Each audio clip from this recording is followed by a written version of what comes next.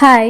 ஆடி 1க்கு எல்லாரும் தேங்காய் சுட்டிங்களா? ஸோ நாங்கள் இந்த டைம் சுடலை. எல்லாம் பார்த்தீங்கன்னா இந்த பசங்கள்லாம் சின்னதாக இருக்கும் போதே அந்த மொமெண்ட்டை நம்ம என்ஜாய் பண்ணிக்கணும். அதுக்கப்புறமேட்டு விட்டுட்டோன்னா பசங்க பெருசானதுக்கப்புறமேட்டு அதெல்லாம் விரும்ப மாட்டேங்கிறாங்க. ஸோ இன்றைக்கும் அப்படி தான். தர்ணிக்காவும் சரி, ஜெய்ஸாவும் சரி அதெல்லாம் ஒன்றும் வேணான்ட்டாங்க. சரின்னு சொல்லிட்டு காலையிலேயே பாத்திரமெல்லாம் சாமி பாத்திரம் விளக்கி வச்சுருந்தேன். ஸோ அதுக்கெலாம் மஞ்சள் குங்குமம்லாம் வச்சு வீட்டிலேயே சாமி கும்பிட்டாச்சு.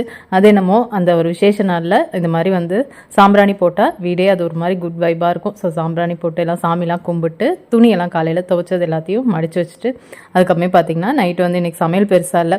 மத்தியானம் செஞ்ச உப்பு பருப்பு சாப்பாடு எல்லாமே இருக்குது. தோசை மட்டும் சுட்டா போதும். ஆப்ரான்லாம் அதிகமாக நான் யூஸ் பண்ண மாட்டேன். இந்த ஆப்ரான்லாம் வாங்கி ஒரு கிபியில் வாங்கினது. அந்தளவுக்கு ஒரு பழைய ஆப்ரானு.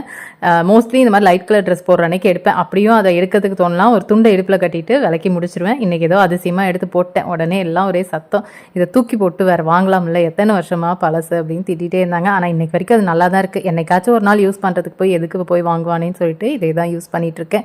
ஸோ நைட்டு எல்லாம் சாப்பிட்டதுக்கு மேட்டு கிச்சன்லாம் நீட் பண்ணிவிட்டு மதியானம் வச்சிருந்த சாப்பாடு கொஞ்சம் இருந்துச்சு, அது தண்ணி ஊற்றி வச்சாச்சு.